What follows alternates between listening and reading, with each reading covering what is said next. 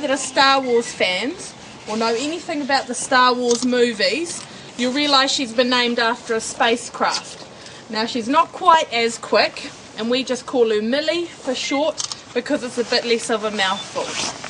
But she's a 5-year-old female New Zealand falcon, and this is a bird that is found nowhere else in the world. They are only found in New Zealand, and they're rarer than kiwis. There are less falcons in New Zealand than there are kiwis.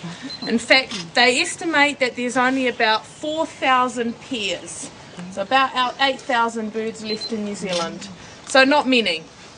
And they're threatened, they have a hard time in the wild, and so they're not doing too well. And that's why we're here, trying to help these birds as well as any other birds of prey. And you would have seen them in the aviary walkway. We've got hawks.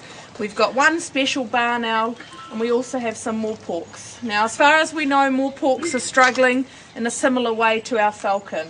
But the hawks, I'm sure, as I said before, you've all seen them before. Hawks are soaring specialists. You see them on the roadsides. They soar and they glide around effortlessly. And as I said before, they eat squashed possums and squashed rabbits. Falcons, on the other hand, they like to catch their own food. These guys hunt, and they learn to reach out with their talons and grab onto their food. More often than not, they're catching other birds, so mid-ear contact is really important. Millie here is a bit of a drama queen, so I've got her munching on something in my glove. She's got a bit of food. There's not much meat and lots of bone, so it keeps her busy, and she's not paying any attention to anything else. She's busy with that, and she doesn't care about anyone else here. It means that she's easier to handle because she can be a bit troublesome.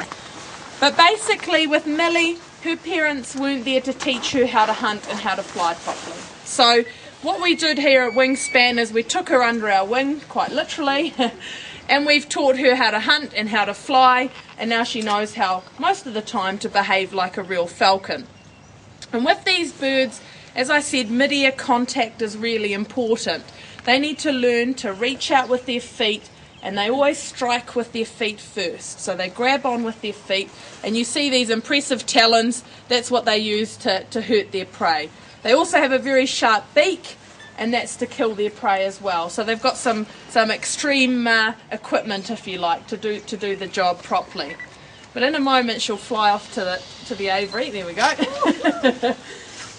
Now with Millie, we had to teach her how to do this, and the way we have done this is using traditional and falconry techniques. Now falconry dates back about 4,500 years, so it's really, really old, and we use the same techniques. The only difference is we use modern equipment to go about teaching them. So what I do with Millie is I have my lure, which is some duck wings attached to some leather. It's got nice movement, it's really exciting, and it's something for her to grab a hold of. I have a little bit of food attached to it, which makes it appealing. If I don't have food, Millie's not interested. She's hungry. This is her dinner time. She hasn't had any food, so she knows coming to me means that she's going to have a full belly at the end of the day. So she's smart enough to have worked that out. And attached to the other end is a long piece of string, and this is how I get Millie to come back. Now, initially we need to teach these guys about mid-ear contact, so they need to learn to hit the lure in the mid-ear. So all we need to do is hang it above the ground, get her attention. You're going to come get it? And they need to learn to come down, strike with their feet, and hold on. And she knows there's a bit of food attached to the other end, and she's going to start to eat that as well. After 2.5 years, she still doesn't know I'm attached to the other end. And she can get quite frustrated by that fact. But it's really important. She needs to learn not only to strike, but to hold on. They rely on speed and impact, and if that doesn't work, they need to make sure that they use their beak to finish off their prey. And so we teach them this by jiggling the lure around on the ground. That keeps it exciting, and that's encouraging her to dig those talons in nice and tight. But once they've learned that, we change the rules and we get them to get nice and fit. So what we need to do then is, and I need to go to the other side of the fence to show you this, but this is when we get the birds to fly through.